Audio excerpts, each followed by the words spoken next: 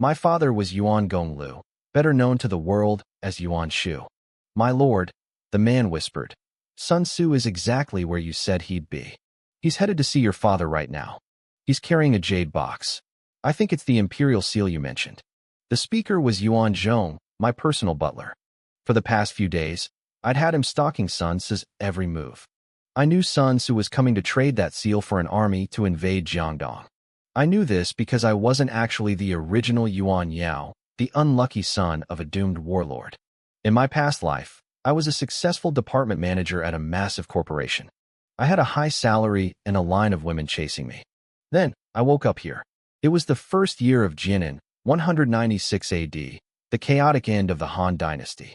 It was bad enough being stuck in the past, but being the son of Yuan Shu was a death sentence.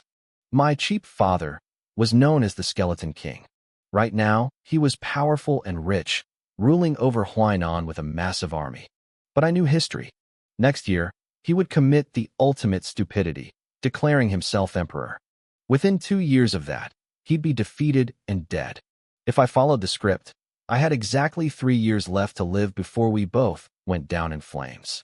I wasn't going to let that happen. I had to save my father to save myself, and the only way to do that was to stop him from becoming emperor. Young master, you're like a god, Yuan Zhong flattered me. You knew exactly what Sun Tzu was up to. If he gives the seal to the Lord, it'll be a blessing for both of you. A blessing? I thought, sighing. It's a curse. Once that seal touched my father's hands, he would lose whatever sanity he had left. Wait here, I told Yuan Zhong. I'm going to find my father. I hurried toward the main hall. I couldn't let Sun Tzu walk away with our troops so easily. The seal was a poison pill, and if Sun Tzu took Jiangdong, he'd become our greatest rival. Even if I had to smash the damn thing, I wouldn't let this trade go smoothly. Sun Tzu wanted to leave the Yuan family? Fine, but he was going to pay a heavy price. I had a bit of leverage, though. My father had many daughters, but I was his only son, his only heir. I reached the grand hall and stepped inside. My father sat on the high throne, flanked by his generals and advisors. In the center of the room stood a young man in silver armor. He was handsome, fierce, and radiated the aura of a warrior. This was the legendary little conqueror, Sun Tzu. He was currently putting on a hell of a performance. I cannot avenge my father, Sun Tzu cried, tears streaming down his face. Now my uncle, Wu Jing, is being pressured by Liu Yao. My entire family is in danger. If they die, how can I go on living? My lord, I beg of you, lend me a few thousand elite soldiers to cross the river and save them. Once they are safe, I will return to Huainan and give my life to serve your great cause. I watched from the doorway, impressed. What an actor, I thought.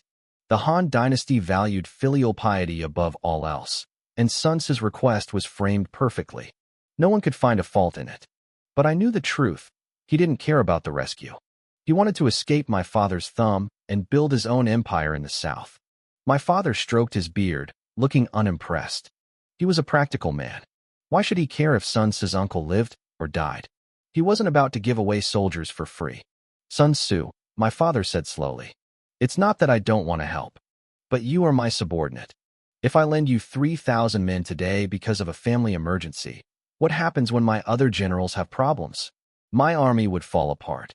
Sun Tzu knew my father wouldn't budge without a bribe. He took a deep breath. I know I am asking for much, but for the sake of my family, I am willing to offer the treasure my father left behind, the Imperial Jade Seal, to repay your kindness.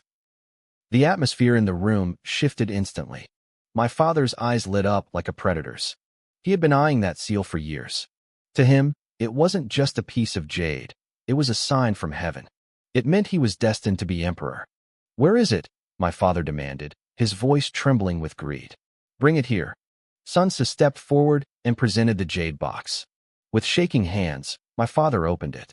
Inside lay a translucent, glowing seal, 4 inches square, carved with 5 intertwined dragons. One corner was chipped and repaired with solid gold. My father lifted it, his breath coming in ragged gasps as he read the 8 words carved on the bottom. Ordered by heaven. May he have longevity and eternal prosperity. Ordered by heaven. My father whispered. That means me. Yuan Gonglu. He was obsessed. He had all the wealth in the world, but he had never tasted the power of a throne.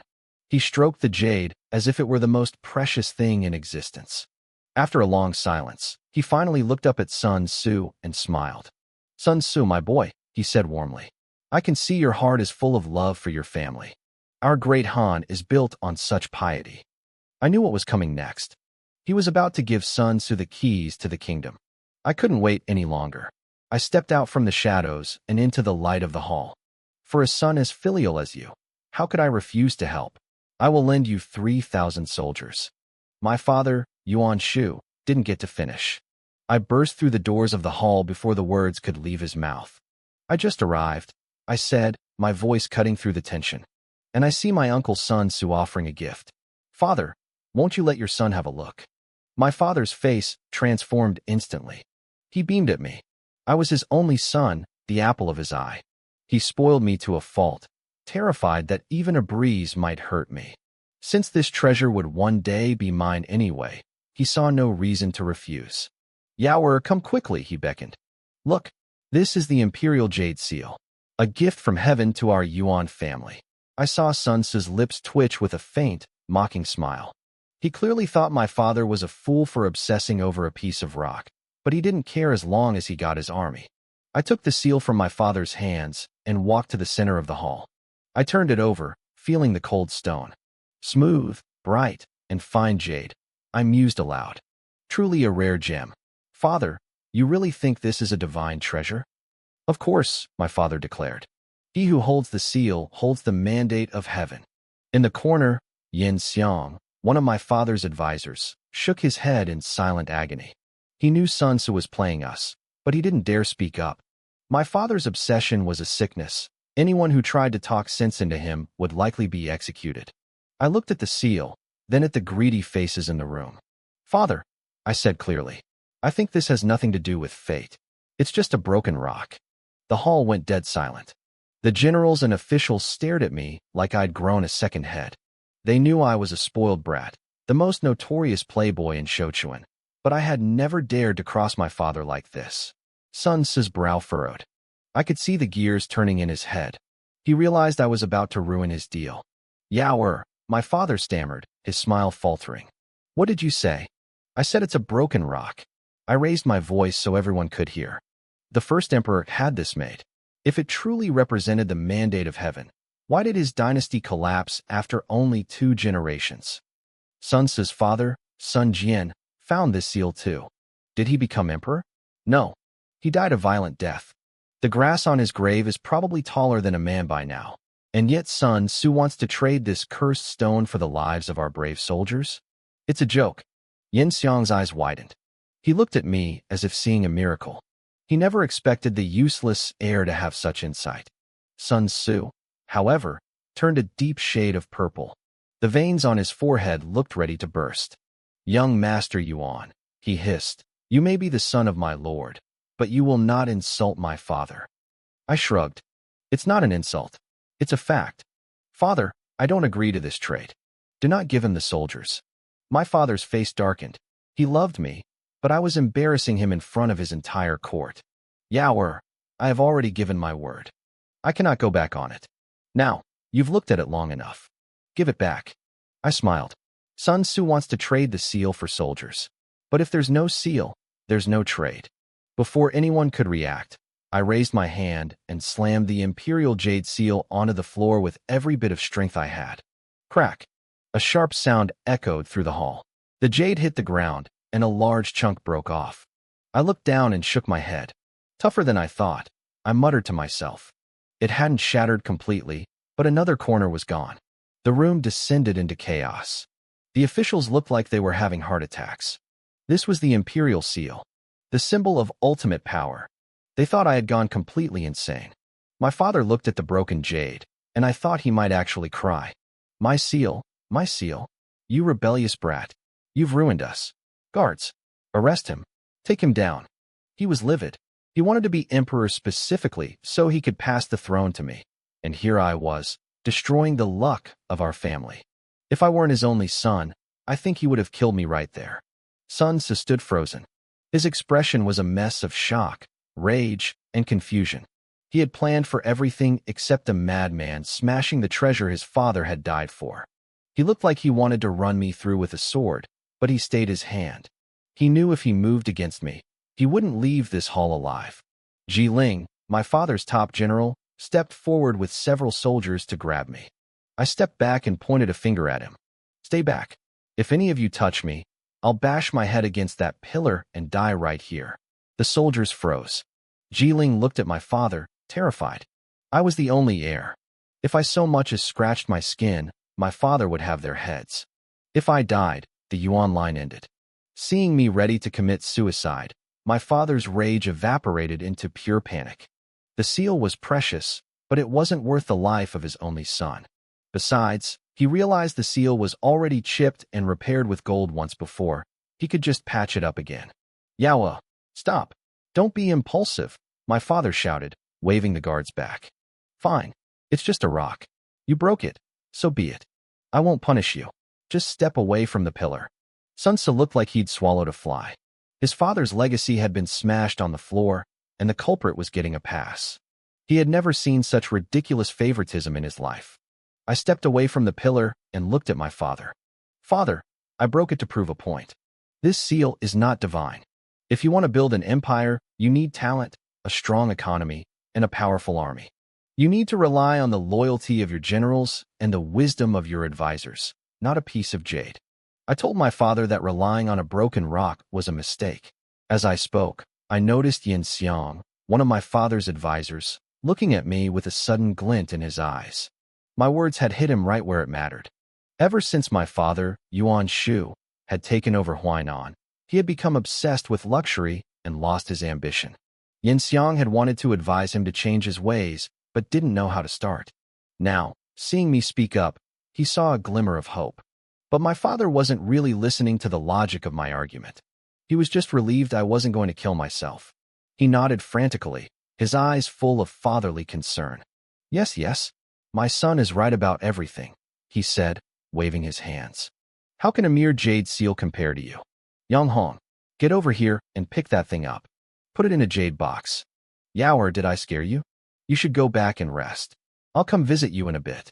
In this chaotic era, the Yuan brothers, my father and my uncle Yuan Shao, weren't exactly the best rulers. But as fathers, they were top tier. My uncle once delayed a major military campaign against Cao Cao just because his son was sick. And my father, having only me as his heir, treated me like a priceless treasure. I'll take my leave then, I said, giving a respectful bow. As I turned to walk away, I caught Sun Ce's eye and flashed him a small, deliberate smile. I saw the veins pop on his forehead. He clenched his fists so hard his knuckles turned white. I could practically hear him screaming internally, calling me a brat and a scoundrel for ruining his big moment. He looked like he wanted to murder me on the spot to avenge his family's legacy. Once I was gone, my father cleared his throat and looked at Sun Ce. Ahem, nephew. Look, Yaoer was just being impulsive. You're older than him, practically an older brother. Don't take this little incident to heart, okay? Sun Ce looked like he was about to explode. I had just smashed his family's most sacred heirloom, and my father called it a little incident. But Sun Ce knew he had to endure. He took a deep breath, forcing his voice to remain steady. Since I have gifted the imperial seal to you, uncle, it belongs to you. You may do with it as you wish, Sun Ce said through gritted teeth. But about the soldiers I requested. The soldiers? Let's not rush, my father interrupted. Yaoer had a real fright today. I'm worried about him. We'll discuss the troops tomorrow. Yang Hong, take the seal. Find the best craftsman to repair it with gold. This is a treasure. We can't have any more accidents. Understand. Yang Hong bowed low, flattering my father instantly. Rest assured, my lord. I won't fail you. Eager to check on me, my father dismissed everyone. Sun Ce walked out of the residence with a face like thunder. A man in white robes, Lu Fan, was waiting for him at the gates. General, how did it go? Did he give you the troops? Lu Fan asked. He was originally one of my father's advisors, but he'd seen Sun Ce's potential and decided to jump ship to help him conquer the south. Sun Ce sighed heavily. He was about to say yes. Then Yuan Yao ran in and smashed the seal in front of everyone. Now the Lord is in a bad mood and told me to wait until tomorrow. If that brat interferes again, getting those troops will be impossible. Lu Fan frowned, stroking his beard. Yuan Yao smashed the seal? Does he have a grudge against you? Sun Tzu shook his head, a hint of his usual arrogance returning to his gaze. Yuan Yao is a lazy fool who only cares about eating and drinking. Why would a man like me have a grudge against a mediocre talent like him? In Sun Tzu's mind, he was a dragon waiting for the right wind to fly, while I was just a loach in a muddy pond. Exactly like my father. A dragon doesn't pick fights with a loach. That's strange then, Lu Fan mused. The situation in Jiangdong is unstable. This is your golden opportunity to take it. If we delay, things might change. Tomorrow, you must convince the Lord. If Yuan Yao tries to block you again, remember, he has no reason to hate you. He must want something. If he sets conditions, agree to them. Whatever he wants, give it to him. As long as you get to Jiangdong and build your empire, any price is worth paying. Sun Tzu nodded. I understand. Back in my room, it wasn't long before my father showed up. I looked at him, my cheap dad. Honestly, he was a handsome guy. The Yuan family had been breeding with high society beauties for generations, so the genetics were solid. He looked noble and commanding. The only problem was his brain. The Han Emperor was still alive.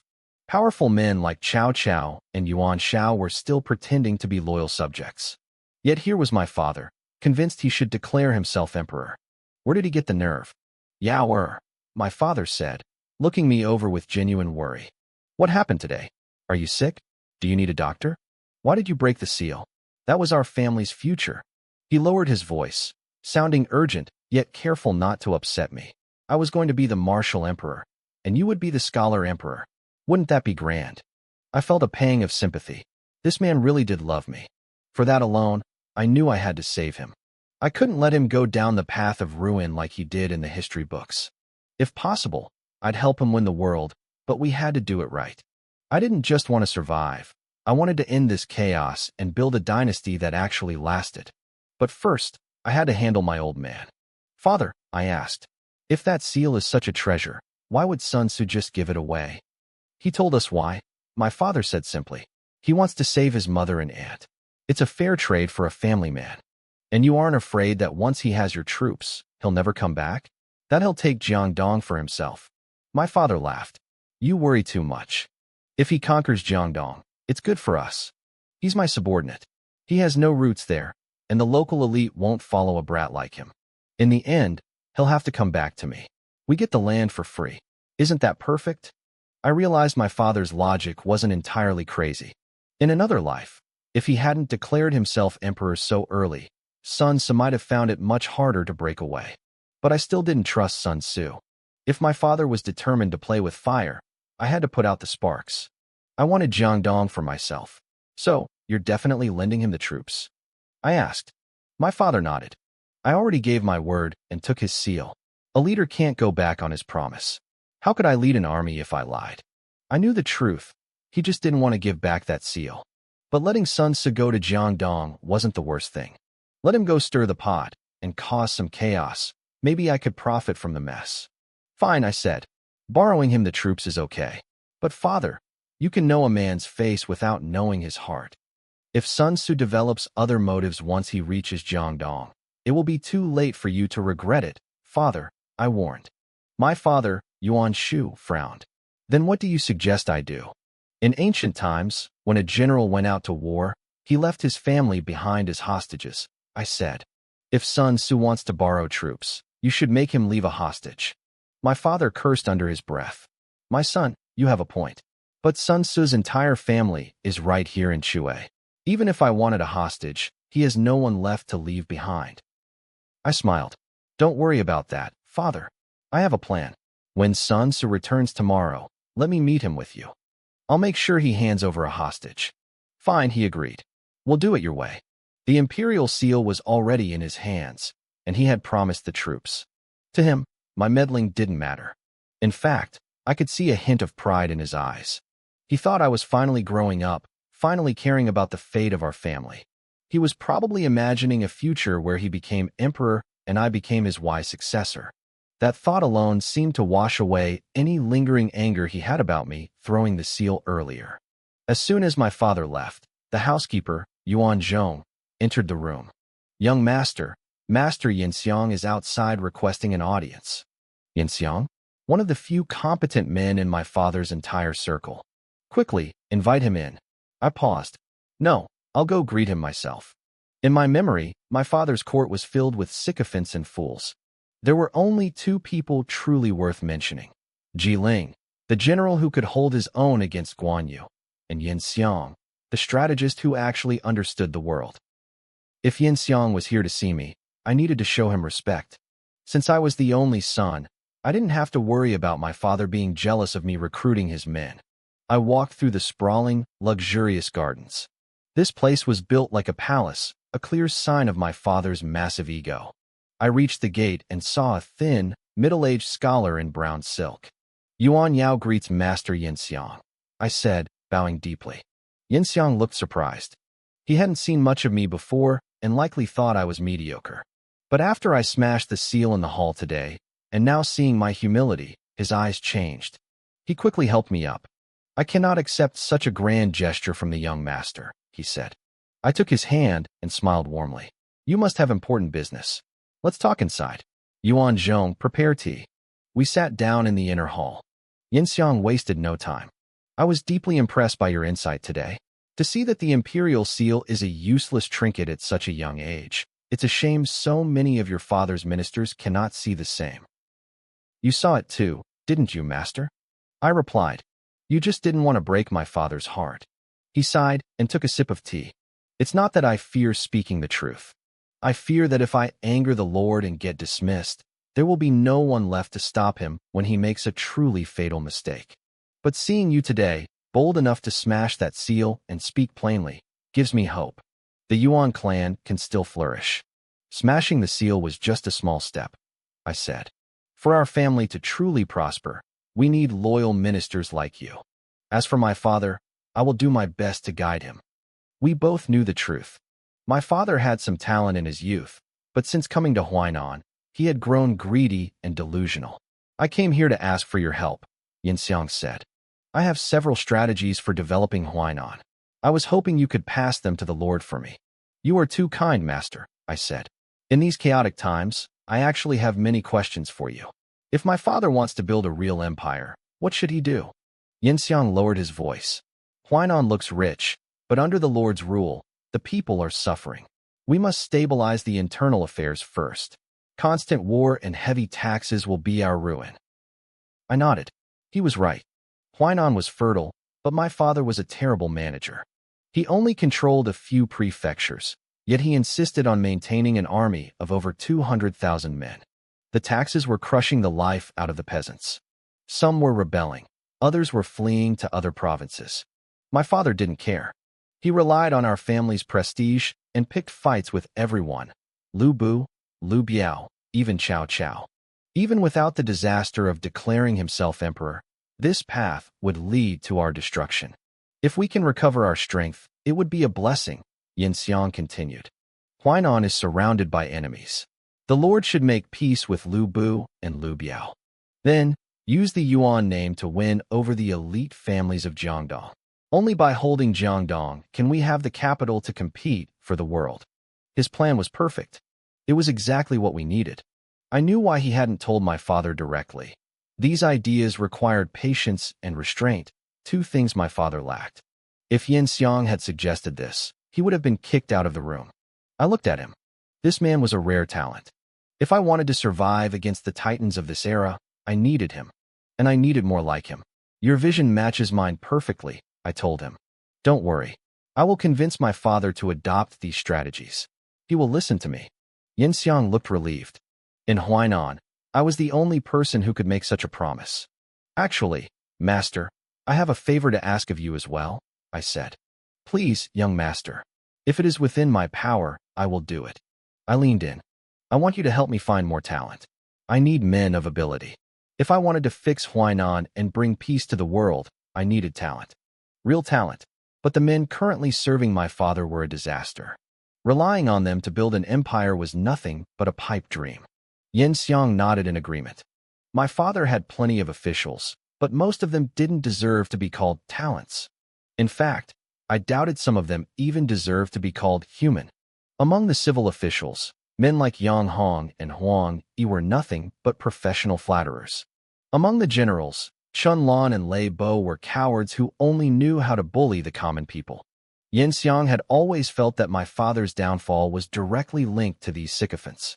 Unfortunately, my father trusted them more than he trusted Yin Xiang. How could he convince my father to distance himself from such snakes? But just because Yin Xiang couldn't convince him didn't mean I couldn't. If I could promote capable men and kick out those useless parasites, Huainan might actually have a future. Finding talent shouldn't be hard, Yin Xiang mused. Huainan is full of brilliant people, but most of them come from humble backgrounds. Your father has already filled the high positions with sons of the great noble families. Would you mind their common origins? I didn't hesitate. I only care about ability. Everything else is irrelevant. My father, Yuan Shu, was incredibly arrogant. Born into a prestigious family, he looked down on anyone from a lowly background. His court was packed with noble-born idiots. But I was different. With my knowledge of the future, I knew these noble families were often a cancer on the land. I wasn't strong enough to move against the great clans yet, but I could start building my own power base from the commoners. If I didn't recruit these hidden gems now, they would eventually run off to serve other lords. That would be a waste. I crave talent, whether they are scholars or warriors, I said firmly. Master, I leave the civil officials to your recommendation. As for the generals, I plan to hold a great martial arts tournament in Huainan. We will select the strongest. The capable rise, the weak stay down. What do you think? Yin Xiang's eyes lit up. That is a brilliant idea. Warriors always want to prove they are the best. This will draw them in from everywhere. But a grand event like this will cost a fortune. Just spreading the word across the region will be expensive. I waved it off with a laugh. Money isn't an issue. If I lack funds, I'll just ask my father. You handle the logistics, I'll provide the gold. This tournament must be legendary. Let's call it the Huainan #1 Martial Arts Assembly. A perfect name, Yin Xiang smiled. In scholars, there is no clear first, but in martial arts, there is no second. Every fighter in Huainan will flock here for that title. It was settled. Once I secured the funds, I'd send word for him to begin. As I watched Yin Xiang leave my estate, I felt like I was one step closer to changing my fate. With real talent by my side, this rich land of Huainan could actually become a powerhouse. The next morning, Sun Tzu arrived as promised. He walked into the main hall and immediately spotted me sitting next to my father. I could see the wariness in his eyes. He knew I was the one he had to get past. Sun Tzu had come prepared to bleed. He didn't know exactly what I wanted, but he had brought every treasure he owned. He was ready to go bankrupt if it meant getting those troops. Lord Yuan, Sun Tzu said, bowing deeply to my father. My mother and uncle are in grave danger. I beg you to lend me troops so I can fulfill my filial duty. My father glanced at me, but said nothing. Left to his own devices, he probably would have just given Sun Tzu the troops and told him to get lost, especially since he already had the Imperial Jade Seal. But I had told him to let me handle the negotiations. I smiled at Sun Tzu. General Sun, you offered the Jade Seal in exchange for troops. That shows great heart. However, the seal is currently broken. It seems inappropriate to trade a damaged heirloom for my father's elite soldiers, don't you think? Sun Tzu's face turned a deep shade of red. He looked like he was about to explode. I knew what he was thinking. Asterisk, who broke the seal? You did. And now you're using it to blackmail me? Asterisk. He was a man of explosive temper, but he forced himself to swallow his rage. He knew he had no choice. The damage to the seal is my fault, Sun Tzu said through gritted teeth. Therefore, I have brought several treasures today to make up for the loss. I believe they will satisfy you both. Now I was interested. I had planned to use the broken seal as an excuse to demand hostages, but if he had loot, I'd take that too. My father, however, looked bored. He was one of the wealthiest men in the land. He didn't think Sun Tzu had anything that could impress him. Show us, I commanded. General Ji Ling led several guards outside to retrieve the items. A moment later, they returned carrying 2 gleaming weapons. Sun Tzu stepped forward to present them. This is the Gu Ding blade, left to me by my late father. It cuts through iron like it's paper. And this is the Cold Dragon spear, another heirloom of my family. Finally, Waiting outside is my father's personal mount, the snow-white dragon steed, a king among horses. I offer these 3 treasures, along with the seal, in exchange for the troops. I was stunned. Sun Tzu was really handing over the good stuff. I needed a legendary horse, and these weapons would be perfect rewards for the talent I planned to recruit. Sun Tzu was being surprisingly generous. General Sun, your sincerity is clear, I said. Since my father promised the troops, he won't go back on his word. Sun Tzu looked relieved. I could see the thought crossing his mind. Once I conquer Jiangdong, I'll come back and take all of this back from you. Thank you, Lord Yuan. Thank you, young master, he said, bowing. Then I shall. Wait, I interrupted. I'm not finished. Don't be in such a hurry to thank me. I leaned forward, my smile widening. My father agrees to lend you the men, but as a commanding general, you need to leave your family here in Sichuan as a guarantee. It's the only way we can truly trust you. It was a standard rule for generals, but Sun Tzu's situation was different. He frowned deeply. Young master, my father is dead. My mother and siblings are trapped in Chui. That is why I need the troops, to save them. If I can't leave my family here, how can I leave it all? Sun Tzu asked, his voice thick with frustration. Once I rescue them, I promise I'll return to Sichuan immediately. I smiled. I knew he was desperate. General, I trust your character. But rules are rules. Every general who goes out on a campaign leaves hostages behind. If I make an exception for you, how can I face the others? It wouldn't be fair. Sun Tzu looked like he was hitting a brick wall. The more obstacles I threw in his way, the more desperate he became to leave. That was exactly what I wanted. Then what should I do? He asked. If you can't leave your family, someone else will do, I said smoothly. As long as it's someone you truly care about. I've heard you have a very close friend. Zhou Yu, also known as Gong Jin. You two are as close as brothers, aren't you? If you bring him to Sichuan to stay with us, my father and I can rest easy. That was my real target, Zhou Yu. He was the brain behind Sun Tzu's brawn. If I kept Zhou Yu in Sichuan, Sun Tzu could never conquer the South like he did in the history books. Plus, I'd be gaining one of the greatest talents of the era for myself. Sun Tzu went pale. He couldn't believe I knew about his private friendship with Zhou Yu. I could see the gears turning in his head. Asterisk, he's investigating me. This villain wants to take Gong Jin as a prisoner. Asterisk. He was right. They were closer than blood. If I had asked for his actual brother, Sun Quan, he probably would have handed him over without a second thought. But Zhou Yu was different. Young master, Sun Tzu stammered. Gong Jin is a dear friend, but he isn't even in Sichuan. I didn't let him off the hook. He's in Danyang.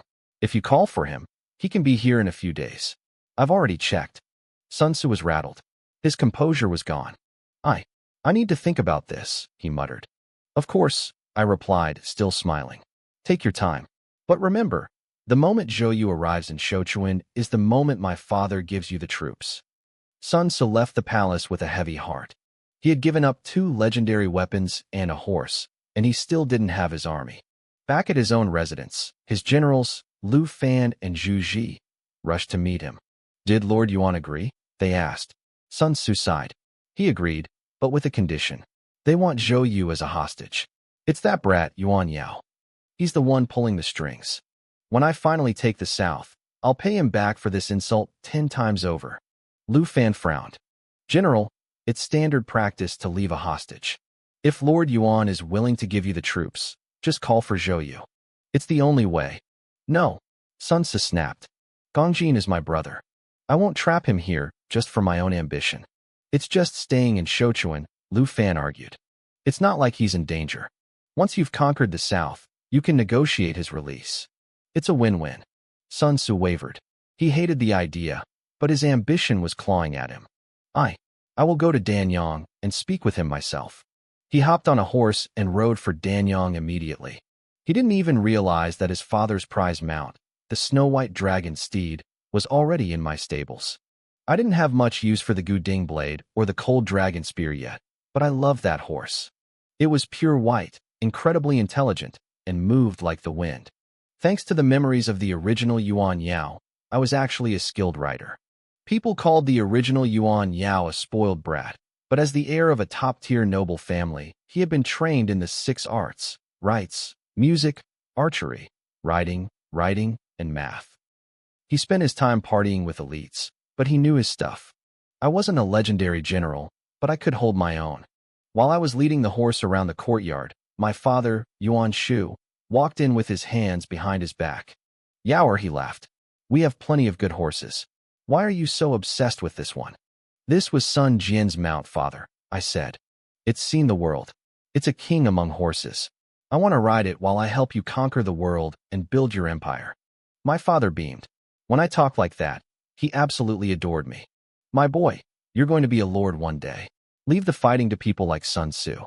We are the ones who move the pieces on the board." I nodded, though I secretly rolled my eyes. If moving pieces meant declaring himself emperor and getting us all killed, I needed to keep a much tighter leash on him. Speaking of Sun Tzu, my father said, he gave us the treasures. Why bother with this Zhou person? He's not even a relative. Sun Tzu probably doesn't even care about him. My father judged everyone by his own standards. If someone offered him an army in exchange for his brother, Yuan Shao, he'd probably throw in a bonus just to get rid of him. "Father, you don't understand," I said. "Zhou Yu is a genius. He has the mind of a master strategist and the skill of a great general. That jade seal is just a shiny rock, but a man like Zhou Yu? He's worth 10,000 men. This is the best deal we've ever made." "Is he really that good?" My father looked skeptical. "Even if he stays in Shochuan, why would he work for us?" "Don't worry," I said. "Once he's here, I have 100 ways to make him join us." With 2,000 years of future knowledge, manipulating a brilliant ancient strategist was a challenge I looked forward to. I wasn't going to just beg him to join me. I had a plan. "By the way, Dad," I added, "I'm planning something big. I'm going to need some serious cash." My father waved his hand dismissively. "Don't even ask. Just tell the treasurer to give you whatever you need." "Thanks, Dad." My father was used to my big projects. Once, I rented out an entire luxury tower for a poetry club and spent 1,000,000 coins. Another time, I threw a 3-day banquet for a famous calligrapher. He didn't mind. He figured all young nobles were supposed to be a little wild. He didn't realize that this time, the big project wasn't a party. It was the foundation of an empire. I was Yuan Shu's only son. No matter how massive his estate or how grand his titles, everything would eventually belong to me. In my father's eyes, what was a little spending money? He didn't mind at all. He couldn't possibly imagine that this big project was going to cost far more than any poetry club or banquet I'd ever hosted. That afternoon, I sent my trusted man, Yuan Zhong, to the family treasury. I withdrew 10 million coins as the initial funding for the first Huainan martial arts tournament. When Yin Xiang came to collect the funds, he wasn't alone. He brought a young scholar dressed in simple green robes. "Young master," Yin Xiang said, introducing the man. "This is Buji, also known as Zishan. He's a refugee from Linhuai who moved to Huainan to escape the wars. I've known of his talent for a long time. Since you are looking for capable men, I invited him to assist us in organizing the tournament." Buji stepped forward and bowed deeply. "I, Buji, greet the young master." I stared at him, impressed. Yin Xiang was efficient. I knew exactly who Buji was. In my past life's history, he was a pillar of the Eastern Wu dynasty, eventually rising to become a great general and the chancellor. He was a man of immense administrative and military talent. I had only mentioned recruiting talent to Yin Xiang yesterday, and today, he delivered a legend to my door. I quickly stepped forward and helped Buji up. "It is my great fortune that you are willing to help me, Zishan. I promise to put your talents to good use. I won't let your brilliance go to waste." Buji's expression softened. He had probably expected me to be an arrogant noble who looked down on commoners. Seeing my genuine respect, he looked moved. "I will do everything in my power to serve you, young master." "Good," I said, looking at both men. "I've budgeted 30 million coins for this tournament. The first 10 million is for promotion. The second 10 million is for building the arenas. The final 10 million? That's the prize pool for the winners. What do you think? 30 million coins." Yin Xiang and Buji stood there, completely stunned. Yin Xiang had estimated we could pull this off with a few million. My budget was astronomical, but I didn't care about the money. An army is easy to find, but a legendary general is priceless. If 30 million coins bought me one world-class warrior, it was a bargain. Besides, it was my father's money. I wasn't spending a dime of my own. As Yin Xiang and Bu Ji left to begin the work, a young girl suddenly jumped out in front of me. "Brother, I caught you," she chirped. "You took so much money from the treasury. What are you up to? Is it something fun? You have to take me with you, or I'm telling mother." This was my younger sister, Yuan Miao. My father had many concubines and children, but Yuan Miao and her twin sister, Yuan Wan, were my only full siblings, born to Lady Feng. Our mother was famous for her legendary beauty, and my sisters had inherited every bit of it. Because we shared the same mother, they were the only ones in the family who weren't afraid of me. Yuan Wan was the elegant, quiet one. Yuan Miao, however, was a little firecracker, mischievous, energetic, and always looking for trouble. I reached out and ruffled her hair, laughing. "How old are you now? You're still acting like a wild brat. Look at Wan Wan, she's a proper lady. And when have I ever left you out of the fun?" "Ugh, Wan Wan is so boring," she pouted, fixing her hair. "She spends all day with mother learning how to manage the household. So what is it this time? Hunting? A massive feast?" "Neither," I said. "I'm holding a tournament in Sichuan. The first Huainan martial arts tournament. We're going to find the strongest fighters in the land and bring them into our service." Her eyes lit up. "A fight? I love fights. That's way better than looking at paintings. But isn't General Ji Ling already the strongest in Huainan?" "Maybe," I said, shaking my head. "But there are many hidden talents out there. We're going to find the uncut diamonds." "You have to let me watch," she insisted. "Don't worry. In a few days, the whole province will know about it." I was right. Once the gold started flowing, a massive arena began to rise in the center of Sichuan. News of the tournament spread like wildfire through the surrounding regions. People were talking about it in every tea house and tavern. "Did you hear? Young Master Yuan Yao is recruiting warriors. If you win, you don't just get money. You could become a general." "A general? I thought only nobles could be generals." "Not this time. The young master said it doesn't matter if you're a commoner or even a reformed bandit. If you have the strength, you have a place." Warriors began to flood into Huainan from every direction. In this era, every man with a blade dreamed of selling his skills to a powerful lord. The Yuan family name carried massive weight, and the chance to serve under me was an opportunity they couldn't pass up. The news traveled so fast that it even reached Sun Tzu, who had just arrived in Danyang to find his best friend, Zhou Yu. Sun Tzu grabbed Zhou Yu's hands, his voice thick with emotion. Gongjin, Zhou Yu, dressed in his signature white robes, was equally moved. "Bo Fu, you've come to see me. Does this mean you're finally ready to raise an army and take the Southland?" Sun Tzu looked surprised. "How did you know?" Zhou Yu laughed. "I've always known your ambitions. Yuan Shu isn't a leader meant for greatness. I knew sooner or later you'd want to finish what your father started and unite the Southland. Are you here to ask me to join you?" Sun Tzu sighed, his face darkening. "That was the plan. I was going to trade the Imperial Seal for troops, and then come for you. But they didn't go as expected." Zhou Yu frowned. "What happened? Did Yuan Shu refuse to give you the men? That doesn't make sense. He's greedy for power. He should have jumped at the chance to take the seal." Sun Tzu's face flushed with anger as he mentioned my name. "Yuan Yao." He spat, his fists clenching so hard his knuckles turned white. "That brat is the real problem. My father, Yuan Shu, is easy enough to talk to, but Yuan Yao has blocked me at every turn. He actually smashed the Imperial Seal right in front of his father. I offered him my family's heirlooms, but even that wasn't enough. Now, he's demanding my family as hostages. Gongjin, you know my mother and siblings are in Chui. How can I possibly hand them over?" Zhou Yu went quiet, his eyes narrowing in thought. "From what you're telling me, Bo Fu, this Yuan Yao is no ordinary noble son. Very few men can look at the Imperial Seal and feel nothing but contempt. I've heard rumors that he's holding a massive martial arts tournament in Sichuan to recruit talent. Everything points to one thing. His ambitions are far greater than his father's, and his ability is on a completely different level." Sun Tzu scoffed at the praise. "He's just a stubborn kid with a bit of cleverness. He might be smarter than that old fool Yuan Shu, but Huainan isn't his to rule yet. Once I sweep across the Southland and become its hegemon, he won't even be fit to stand in my shadow. My only problem is how to get those troops and leave." Zhou Yu watched his friend closely. He could sense Sun Tzu was holding something back. Bo Fu, if there's a way I can help with the troops, just say it. We're brothers. Don't hide it from me. Sun Tzu sighed, looking ashamed. I can't hide anything from you, can I?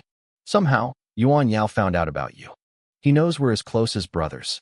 He told me he'll only lend me the soldiers if I bring you to Shochuan as a hostage. But I could never do that to you. It's a trap, and I won't let that villain use you. To Sun Tzu's surprise, Zhou Yu burst out laughing. Is that all? If Yuan Yao wants me in Shochuan, then I'll go. Why should I be afraid? Shochuan isn't a dragon's den. I'll go and see this young master for myself. While they were talking, the day of the great Huainan martial arts tournament finally arrived. I had spent days building the hype, and the excitement in the city was at a breaking point.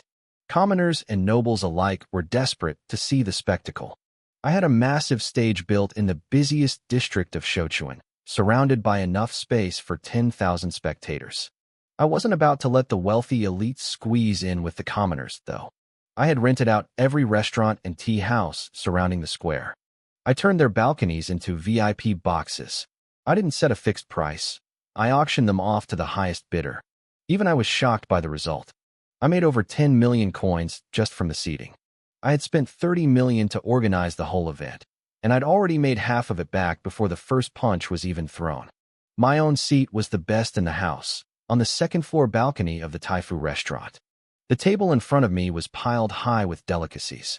My advisor, Yin Xiang, sat on one side, while my two younger sisters, Yuan Wan and Yuan Miao, sat on the other. I raised my cup to Yin Xiang. You've done a great job, Master Yin. Look at the crowd. These warriors look hungry for glory. This is all thanks to you and Zishan. Yin Xiang bowed his head modestly. Recruiting talent for you is the same as building the foundation for your father's legacy. It is my duty. I'm sure you'll find the men you're looking for today. Down on the stage, Zishan stepped forward. His voice boomed across the square. Listen up. This tournament is hosted by young Master Yuan Yao to find the strongest warriors in Huainan. The winners won't just get riches. They'll get the chance to be generals. No weapons for the first round. Hand-to-hand only. If you surrender, get knocked out, or fall off the stage, you're out. Let the first round begin. The rules I set were simple but brutal. With over 400 participants, we had to thin the herd. We sent them up in groups of 20 for a free-for-all. Only 3 from each group would move on. It was chaotic, but true strength always rises to the top. The first group started fighting immediately. It was raw and violent. Men were being tossed off the stage left and right. The crowd went wild, screaming at every landed blow. Even the snobbish nobles in the VIP boxes felt they were getting their money's worth.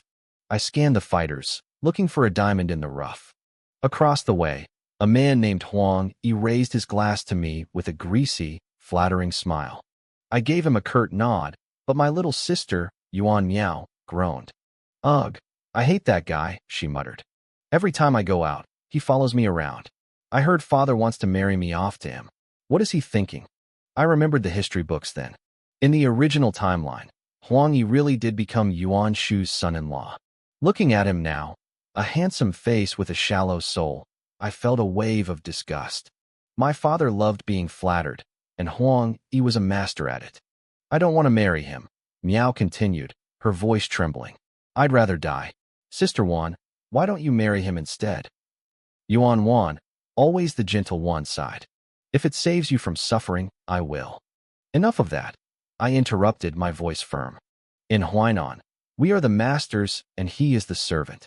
A servant does not get to demand a princess. If you don't want to marry him, nobody will force you. Not even father. I'll handle him. Miao's eyes lit up, and she beamed at me. I knew you were the best, big brother. Here, let me buy you a drink. I reached out and snatched the wine cup from her hand, replacing it with a cup of honey water. No wine for little girls. Just watch the fight. I turned my attention back to the stage. 2 groups had already finished, but so far, I hadn't seen anyone truly special. I needed a hero, not just a brawler. I scanned the crowd of fighters waiting to take the stage. Among them, 3 men stood together, looking completely out of place among the local brawlers. One of them had twin blades strapped to his waist. He was rubbing his hands together, a cocky grin on his face. Young Master Yuan put on quite a show with this tournament, the man said, his eyes scanning the competition. But these fighters? They're nothing special. Liao Hua, you and Boss Zhou don't even need to step up. I, Pei Yuan Xiao, can sweep this whole lot myself. Beside him stood a tall man with dark skin and a thick, bushy beard. He looked like a mountain of a man. Huainan is full of hidden talent, the big man warned, his voice deep. Don't be careless. If we can win this, it'll be the start we need. The third man, who looked a bit younger, shifted uncomfortably. But look at us. We're just bandits from Wunyo Mountain. Even if we win, will a noble like young Master Yuan actually want us? These three were the leaders of the Wunyo Mountain bandits, Zhou Tsang, Liao Hua, and Pei Yuan Xiao. They had ridden hard from the mountains the moment they heard about my tournament, lured by the promise of rewards and a chance at a better life. Zhou Tsang grinned, showing his teeth. The Yuan family is famous for their prestige. They've been high officials for 4 generations. If he backs out on the rewards now, he'd lose face in front of the whole world. They care about reputation more than anything. Pei Yuanxiao nodded. The boss is right. Even if we don't become generals, the prize money alone is worth the trip. Next group, take the stage. A voice barked from the platform. Zhou Tsang straightened up and patted his friends on the back. Let's go. Time to work. The fight began with a roar. Most of the men who signed up had some skill, but the moment Zhou Tsang moved, it was clear he was on another level. He let out a shout that sounded like rolling thunder. The muscles in his arms bulged as he swung a massive fist. The fighter next to him didn't stand a chance. The blow landed with a sickening thud, sending the man crashing to the floor instantly. Zhou Tsang didn't stop. He charged through the crowd like a wild bull, knocking men aside as if they were made of straw. The crowd went wild. Look at that black-faced giant, someone yelled. He's a beast. Who is he? I've never seen him in Huainan before. I leaned forward from my balcony, my eyes locked on Zhou Tsang. Finally, after dozens of mediocre matches, I had found a real warrior. Even if he wasn't a famous general yet, his raw strength was undeniable. If I could recruit him, and his 2 companions who were also holding their own, this whole tournament would be a success. It was a buy 1, get 2 free deal I couldn't pass up. I turned to Yin Xiang. Mr. Zhongyu, tell the officials to keep a close eye on those 3. I want them. The matches continued, but the quality dropped again. High-level masters weren't exactly common. It wasn't until 10 groups later that another man caught my eye. He was young, tall, and straight-backed. He didn't have Zhou Tsang's rugged look, but his muscles were like iron pillars. Every time he swung his fist, a man went down. He was so dominant that he could have cleared the entire stage alone if there weren't 3 winning spots available. He stopped his fist just inches from the last man's face, a scrawny fighter named Ma Zhong. Ma Zhong turned pale, swallowing hard as cold sweat poured down his neck. I forgot, the young man said, his voice calm and steady. The 3 spots are already filled. No need to hit you. Thank you, Ma Zhong stammered, looking like he was about to collapse from relief. I pointed at the muscular youth. Him. I want him too. Make sure the officials mark his name. By my estimate, both the black-faced giant and this youth were stronger than almost any general my father currently had. Aside from Ji Ling, the rest of my father's officers were mostly hacks who got their jobs through family connections. My father was so obsessed with the imperial seal that he had completely ignored the real talent hiding in the countryside. Last group to the stage, the announcer cried. I was ready to head inside, thinking the excitement was over, when one man in the final group caught everyone's attention. He was lean, fair-skinned, and incredibly handsome. He wore white silk robes and had his long hair tied back, decorated with white bird feathers on either side. He looked more like a scholar or a prince than a fighter. The crowd started jeering immediately. Where did this pretty boy come from? Did he get lost on his way to a poetry reading? Poor kid. He's probably a scholar looking for a job. He's going to get killed out there. The other fighters on stage laughed at him. Hey, pretty boy, get off the stage before I break that face of yours. I won't be gentle. The young man in white remained perfectly calm. This is a martial arts tournament.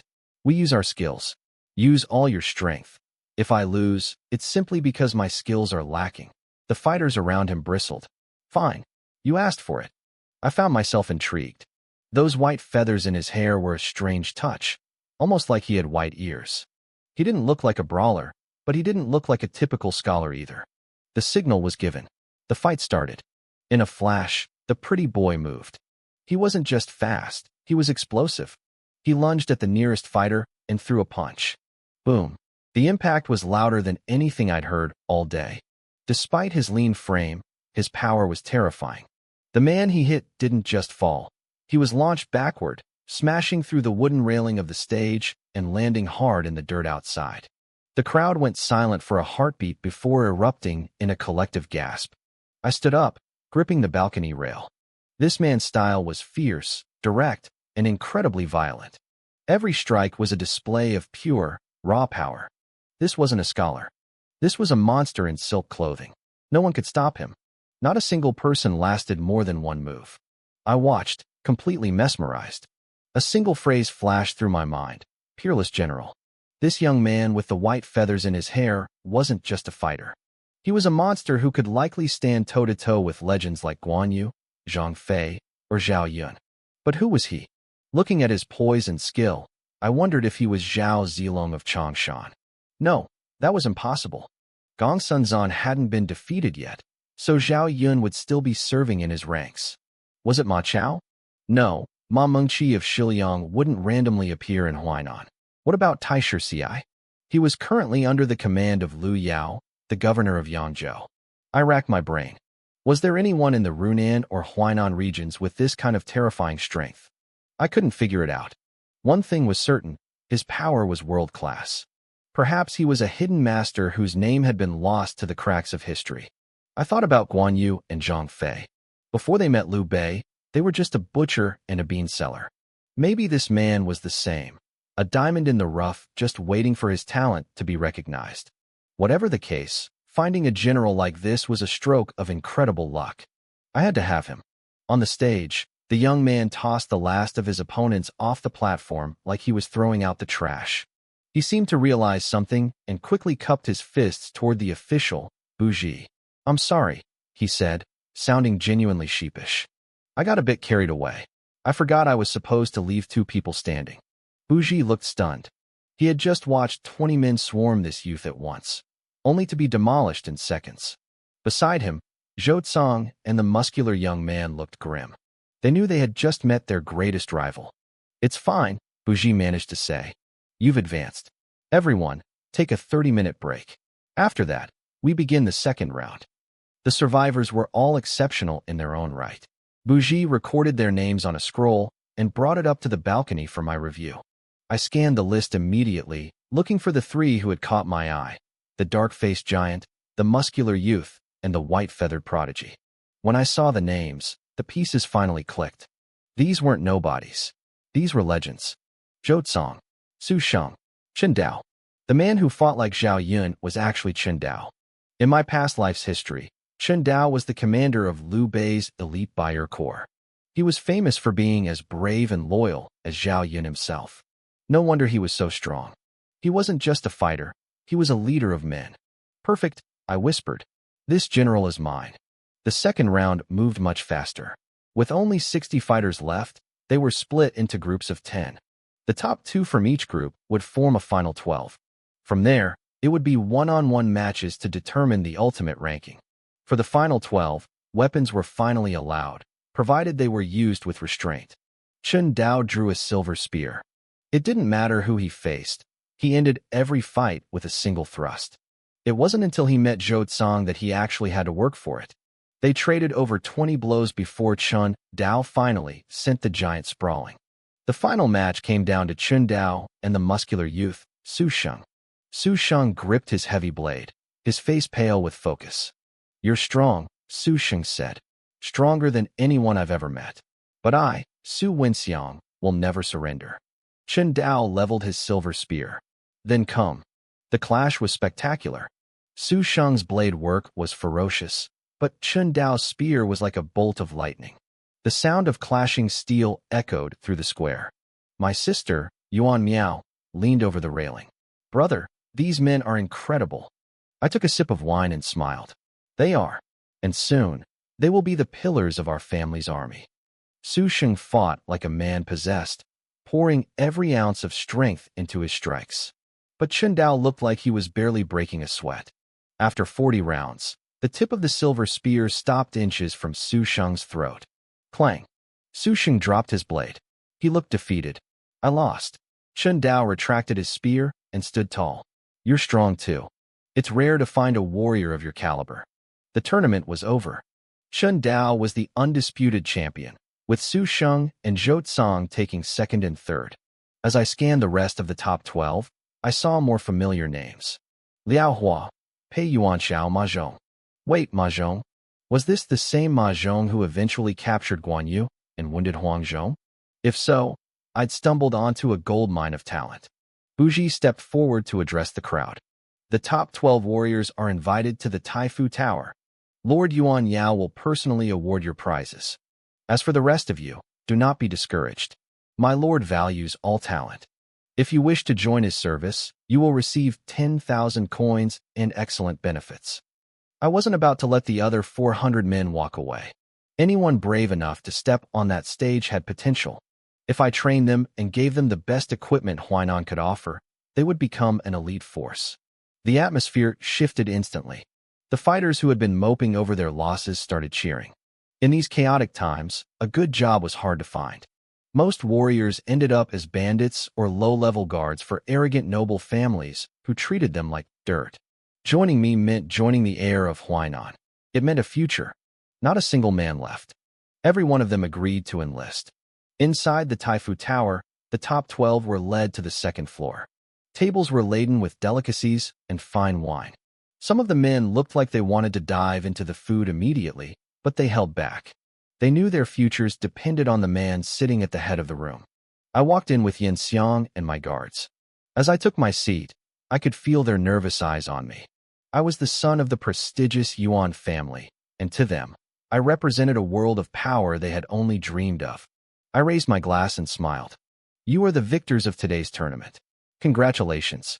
I keep my promises. Your rewards are ready. But you've been fighting all day. You must be starving. Let's eat first. We can talk business once your bellies are full. The tension in the room snapped. I saw the look of gratitude in their eyes. Most nobles treated warriors like cattle, but here I was, treating them like guests. Zhou Tsang and Su Sheng didn't wait another second. They dug in, and for the first time, they looked like they had found a home. They didn't stand on ceremony. The moment I gave the word, the fighters lunged at the food, tearing into the feast like starving wolves. I sat back, swirling the wine in my cup and keeping a steady smile on my face. I wasn't hungry, but watching them eat made me feel a different kind of satisfaction. These weren't just hungry men. They were the foundation of my future empire. After about an hour, the frantic clatter of chopsticks finally slowed down. I leaned forward, looking at the group. Is everyone full? A loud, thunderous burp echoed through the room. It came from Zhou Tsang, the dark-faced giant. He rubbed his neck, looking genuinely embarrassed as he grinned at me. Master Yuan, I'm sorry. I ate way too much. I'm stuffed. I haven't tasted food this good in, well, ever. A man with a big appetite is a man with a big heart. I laughed. If you stay with me, you'll never go hungry again. I promise you that. The room went quiet, their eyes fixed on me. It was time for the rewards. The top 12 of this tournament will be richly rewarded. For our champion, 1 million coins and the title of Huainan's greatest warrior. Second and third place will receive 500,000 and 300,000 respectively. The rest of you? 100,000 each. Gasps filled the air. For these men, 100,000 coins was a fortune that could last years. 1 million was enough to buy a luxury estate in the heart of Sichuan. Most of them were buzzing with excitement, though I noticed Chen Dao, the champion, remained perfectly calm. Money wasn't what he was after. Zhou Tsang grinned, his teeth white against his dark skin. Thank you for the gold, master. But we heard a rumor. Is it true we can become generals? I never break my word, I said, my voice ringing out clearly. The money is just a gift for your performance today. Now, let's talk about your future. If you join the House of Yuan, I will provide each of you with a master-crafted weapon and a fine warhorse. More importantly, I will ask my father to form a new army. You won't be foot soldiers. You will be the officers leading it. I paused, letting the weight of that offer sink in. They were looking at a total transformation of their lives, from wandering mercenaries to commissioned officers. I will give you everything you desire, I continued, my tone turning serious. But in return, I want only one thing, your absolute loyalty. To me, and me alone. The excitement in the room was electric. To a warrior, a good horse and a sharp blade are worth more than gold. But a title? A chance to lead? That was a dream. They didn't care about the condition of loyalty. In this era, serving a lord who treated you with respect was the highest honor a man could ask for. Zhouzong stood up, his face solemn. Master, I'll be honest. Me, Liao Hua, and Pei Yuan Shao, we've been living as outlaws on Wunyo Mountain. Can men with a background like ours really become officers? I don't care where you came from, I replied firmly. I only care about what you can do. If you are loyal, I will treat you all the same, regardless of your past. That was the final push Zhouzong needed. He had spent years drifting, a former yellow turban rebel turned bandit, never finding a place to belong. Now he saw a path. He dropped to one knee, bowing deeply. Then Zhouzong wishes to call you Lord. From this day forth, my life is yours. One by one, the others followed suit. Liao Hua, Pei Yuan Shao, Su Sheng, Ma Zhong. They all knelt, their voices joining in a chorus of ironclad oaths. We pledge our lives to you, my lord. Please, stand up, I said, stepping forward to help them. From now on, you are my inner circle. Only one man hadn't knelt yet. Chen Dao. I turned to him. Chen Dao, you are the champion. I have high expectations for you. Tell me, why do you hesitate? Is there something on your mind? Chen Dao looked me in the eye. Talking to you, my lord, feels like a breath of fresh air. Your charisma is undeniable. But a man of your talent doesn't recruit warriors just to sit idle. I want to know, what is your ambition? I nodded slowly. Men like Chen Dao aren't bought with gold. They seek a vision. They want a lord worth dying for. The world is in chaos, I said, my voice dropping to a low, steady pitch. Warlords rise and fall, but the common people are the ones who suffer.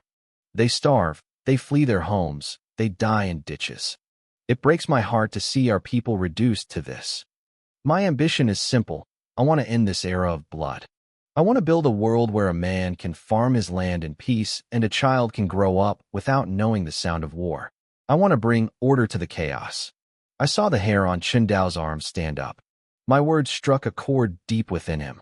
He wasn't looking for a paycheck. He was looking for a purpose. Chen Dao, he whispered, his voice trembling slightly. I have studied the art of war since I was a child, not for power, but to find a way to help the people. I think I've found the man who can do it. He dropped to his knee, slamming his fist against his chest. Chen Dao is yours. I will go through fire and water for your cause. I pulled him up, smiling. With your help, our great work will succeed. Guards, bring the weapons. The doors opened, and my attendants carried in several crates. For the lower-ranked fighters, I presented fine Qingfeng swords. But for the top three, I had something special. Zhouzong, I said, handing him a massive, 9-ring broadsword. This is yours. He took it, feeling the immense weight and the balance of the steel. A masterpiece. No one will stand in my way with this. Su Sheng, I called out, presenting the Guding blade I had taken from Sun Tzu. For you. Su Sheng gripped the hilt, his eyes widening. He swung it once, the blade whistling through the air. It feels like it was made for my hand. Thank you, my lord. Any who dare challenge you will fall by this blade. Finally, I picked up the cold dragon spear and handed it to Chen Dao. He took it with the reverence of a priest holding a holy relic. He knew quality when he felt it. While we were celebrating in the tower, news of my spending spree reached my father, Yuan Shu. He sat in his study, looking over the ledgers brought by our old steward. My lord, the steward whispered. This is the account of Master Yuan Yao's expenses for the month. Please have a look. My father sighed, reaching for the papers. He knew I was a bit of a brat who spent money like water, usually hundreds of thousands a month on wine and nonsense. He expected more of the same. He had no idea that this time, I wasn't buying wine, I was buying an empire. Whenever I planned something big, the bill usually hit at least 1,000,000 coins. My father, Yuan Shu, had already heard rumors about my grand martial arts tournament. He expected a flashy event with a price tag of a few million, but he wasn't worried. Our family was richer than most nations. We could afford to spend. To him, I was his son, and he felt there was nothing wrong with me throwing a little money around. He picked up the ledger with a bored expression, scanning the lines casually. Then, his eyes nearly popped out of his head. He slammed his hand onto the desk and bolted upright. "How much did Yawer take?" he roared. The number on the page was staggering. 30 million coins. My father was paralyzed by the figure. While 30 million wasn't enough to bankrupt us, he couldn't tolerate this level of waste. He knew that if I made this a habit, the family fortune wouldn't last. If I spent 30 million today, I would spend 50 million tomorrow. No matter how deep our pockets were, I would eventually drain them dry. "That rebellious brat," he hissed. "He treats money like it's dirt." He turned to his steward, Yuan Yong, with a look of pure fury. "Go. Find him and bring him here right now. I have questions." Half an hour later, Yuan Yong led me back to the family manor. I walked into my father's courtyard with a relaxed smile on my face, acting like I didn't have a care in the world. "Father," I said, "you wanted to see me?" He didn't smile back. His face was cold and rigid. He grabbed the ledger and threw it at me. "Look at what you've done," he shouted. 30 million coins. Where the hell did it all go? Even a massive tournament shouldn't cost this much. I looked down at the book, then back at my father. My cheap old man was clearly reaching his breaking point.